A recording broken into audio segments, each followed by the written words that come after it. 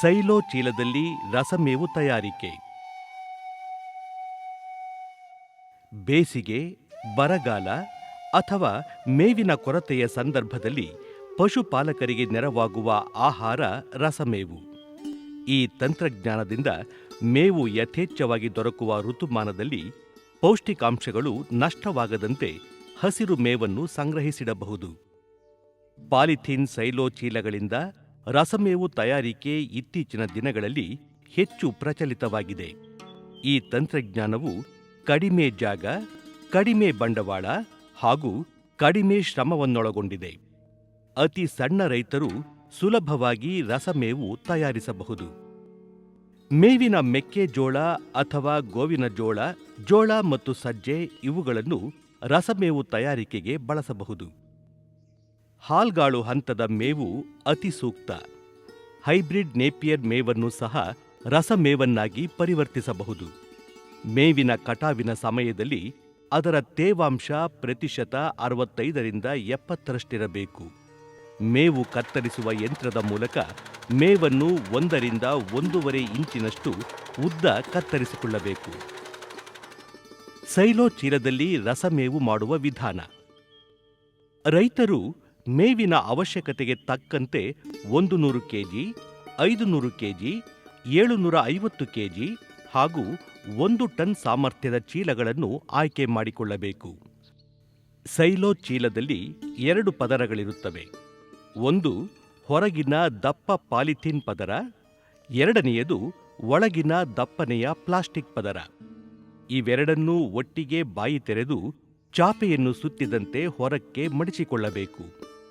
4 ಮೂಲೆಯಲ್ಲಿ ಒಂದಿಬ್ಬರು ಚೀಲವನ್ನು ಹಿಡಿದಿಟ್ಟುಕೊಳ್ಳಬೇಕು ಅಥವಾ 4 ಮೂಲೆಗಳಿಗೆ ಹಗ್ಗವನ್ನು ಬಳಸಿ ಮೇಲಕ್ಕೆತ್ತಿ ಕಟ್ಟಿಕೊಳ್ಳಬೇಕು. ಕತ್ತರಿಸಿದ ಮೇವನ್ನು ಚೀಲಕ್ಕೆ ತುಂಬಲು ಪ್ರಾರಂಭಿಸಿ. ತುಂಬಿಸುವಾಗ ಒಬ್ಬರು ಅಥವಾ ಇಬ್ಬರು ಚೀಲದೊಳಗೆ ನಿಂತು ಮೇವನ್ನು ಚೆನ್ನಾಗಿ ತುಳಿಯಬೇಕು. ಸಂಪೂರ್ಣವಾಗಿ ಗಾಳಿ ಇಲ್ಲದಂತೆ ನಿರ್ವಾತ ವಾತಾವರಣ ಸೃಷ್ಟಿಸುವುದು ಅತ್ಯವಶ್ಯಕ. ಚೆನ್ನಾಗಿ ಏರ್ಟೈಟ್ ಮಾಡಿದರೆ ಒಳ್ಳೆಯ ರಸಮೇವು ತಯಾರಾಗುತ್ತದೆ. ರಸಮೇವಿನ ಗುಣಮಟ್ಟವನ್ನು ಹೆಚ್ಚಿಸಲು ಮೊಸರು, ಬೆಲ್ಲ, ಕಾಕಂಬಿ ಇತ್ಯಾದಿಗಳನ್ನು ನೀರಿನಲ್ಲಿ ಮಿಶ್ರಣ ಮಾಡಿ ಪದರ ಪದರವಾಗಿ ಚಿಮುಕಿಸುವುದು ರೂಢಿಯಲ್ಲಿದೆ. ಆದರೆ ತಜ್ಞರ ಅನಿಸಿಕೆಯ ಪ್ರಕಾರ ಹಾಲ್ಗಾಳು ಹಂತದಲ್ಲಿ ಮೇವು ಕತ್ತರಿಸಿದರೆ ಇದ್ಯಾವುದರ ಅವಶ್ಯಕತೆಯೂ ಇಲ್ಲ. ಚೀಲ ತುಂಬಿದ ಮೇಲೆ ಮೊದಲು ಒಳಗಿನ ಪ್ಲಾಸ್ಟಿಕ್ ಚೀಲದ ಮೂತಿಯನ್ನು ಕಟ್ಟಿ ನಂತರ ಹೊರಗಿನ ಚೀಲದ ಮೂತಿಯನ್ನು ಗಾಳಿಯಾಡದಂತೆ ಬಿಗಿಯಾಗಿ ಕಟ್ಟಬೇಕು. ತುಂಬಿದ ಚೀಲದಲ್ಲಿ ಮಡಿಕೆಗಳು ಬರದಂತೆ ನೋಡಿಕೊಳ್ಳಬೇಕು. ಚೀಲ ತೂತಾಗದಂತೆ ಜಾಗ್ರತೆ ವಹಿಸಬೇಕು. ಚೀಲಗಳು ಇಲಿಗಳಿಂದ ಹಾಳಾಗದಂತೆ ರಕ್ಷಣೆ ನೀಡಿ. ನಿರ್ವಾತ ವಾತಾವರಣದಲ್ಲಿ ನೀರಿನಲ್ಲಿ ಕರಗುವಂತಹ ಶರ್ಕರ ಪಿಷ್ಟಗಳು ಲ್ಯಾಕ್ಟಿಕ್ ಆಮ್ಲವಾಗಿ ಪರಿವರ್ತನೆಗೊಳ್ಳುತ್ತವೆ. ಮುಂದುವರಿದು ಈ ಆಮ್ಲತೆಯು ಶೇಖರಿಸಿಡಲ್ಪಟ್ಟ ಮೇವನ್ನು ಬಹುದಿನಗಳ ಕಾಲ ಕಾಪಾಡುತ್ತದೆ. ರಸಮೇವು ಬಳಸುವ ವಿಧಾನ. ಹೀಗೆ ಶೇಖರಿಸಿಟ್ಟ ಮೇವನ್ನು 6ರಿಂದ 8 ವಾರಗಳ ನಂತರ ತೆಗೆದು ಬಳಸಿಕೊಳ್ಳಬಹುದು. ಉತ್ತಮವಾಗಿ ತಯಾರಾದ ರಸಮೇವು ಹಳದಿ ಬಣ್ಣದಲ್ಲಿರುತ್ತದೆ. ಬೇಲದ ಹಣ್ಣಿನ ಸುವಾಸನೆ ಸೂಸುತ್ತದೆ. ಕಪ್ಪಾಗಿ ಬೂಜು ಅಥವಾ ಮುಗ್ಗು ಹಿಡಿದಿದ್ದರೆ ರಸಮೇವು ಹಾಳಾಗಿದೆ ಎಂದರ್ಥ. ಒಂದು ವಯಸ್ಕ ರಾಸುವಿಗೆ 8ರಿಂದ 10 ಕಿಲೋಗ್ರಾಂನಷ್ಟು ರಸಮೇವನ್ನು ಪ್ರತಿದಿನ ನೀಡಬಹುದು. ಹಾಗೆಯೇ ಕುರಿ ಮತ್ತು ಮೇಕೆಗಳಿಗೂ ಸಹ ರಸಮೇವು ನೀಡಬಹುದು.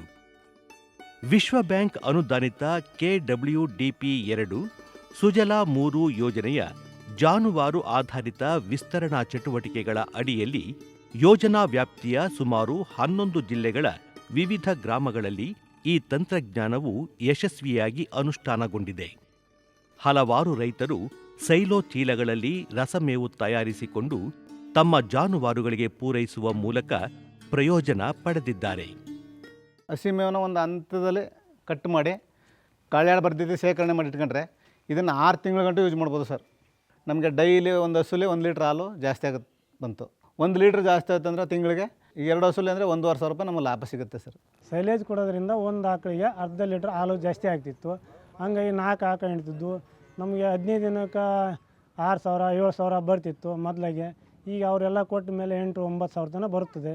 ಈಗ ಲಾಭ ಆಗಿದೆ. ಮೇವು ಕೊರೆಯೋದು ಹಂಗದು ಹಿಡಿಯೋದು ತರೋದು ಒಗೆಯೋದು ಅದನ್ನು ದನ ತಿಂತಿದ್ದಿಲ್ಲ ಏನಿಲ್ಲ ಎಲ್ಲ ಲುಕ್ಸಾನ್ ಹಾಕಿತ್ತು ಸರ. ಈಗ ನಾವು ಮುಂದೆ ಹಸಿ ಮೇವು ಸಿಗೋದಿಲ್ಲ ರೀ. ಈಗ ಹಸಿರು ಐತಿ, ಹಸಿರು ಇದ್ದಾಗನ ಅದನ್ನು ಕೋದು ನಾವೆಲ್ಲ ರೆಡಿ ಮಾಡ್ಕೊಂಡು ಮೇವು ರಸಮೇವು ಇದನ್ನು ಮಾಡ್ಕೊಂಡು ಚೀಲ ತುಂಬಿ ಮನೆ ಒಳಗೆ ಇಟ್ಕೊಂಡಿ ಸರ. ಈಗ ಅದರಲ್ಲಿದ್ದ ಮೇವಿಂದ ಉಳಿತಾಯ ಐತಿ ಸರ. ಒಳ್ಳೆಯ ಆಕಳನ್ನು 2 ಲೀಟ್ರ್ ಹಿಂಡು 2.5-3 ಲೀಟ್ರಕ್ಕೆ ಹಾಲಿಗೆನ ಇದು ಬಂದ ಸರ. ಈ ಸೈಲೇಜ್ ಮಾಡಿದಾಗ್ಲಿಂದ ನಮ್ಗೆ ವೇಸ್ಟ್ ಅಂತಕ್ಕದ್ದ ಒಟ್ಟ ಇಲ್ಲ. ಎಲ್ಲ ಎಷ್ಟು ಹಾಕ್ತೀವಿ ಅಷ್ಟು ದನ ಮೇಯ್ದು ಬಿಡ್ತವು. ಇಂತಹ ಹಲವಾರು ರೈತರು ಮೇವಿನ ಅಭಾವದ ಸಮಯದಲ್ಲಿ ತಮ್ಮ ಜಾನುವಾರುಗಳಿಗೆ ಉತ್ಕೃಷ್ಟವಾದ ರಸಮೇವನ್ನು ಒದಗಿಸುತ್ತಿದ್ದಾರೆ. ಇದರಿಂದ ಜಾನುವಾರುಗಳ ಆರೋಗ್ಯವನ್ನು ಉತ್ತಮಪಡಿಸಿಕೊಂಡಿದ್ದಾರೆ. ರೈತರ ಆರ್ಥಿಕ ಪರಿಸ್ಥಿತಿ ಸುಧಾರಿಸುವಲ್ಲಿ ಸೈಲೋ ಚೀಲದಲ್ಲಿ ರಸಮೇವು ತಯಾರಿಕಾ ತಂತ್ರಜ್ಞಾನವು ವರದಾನವಾಗಿದೆ.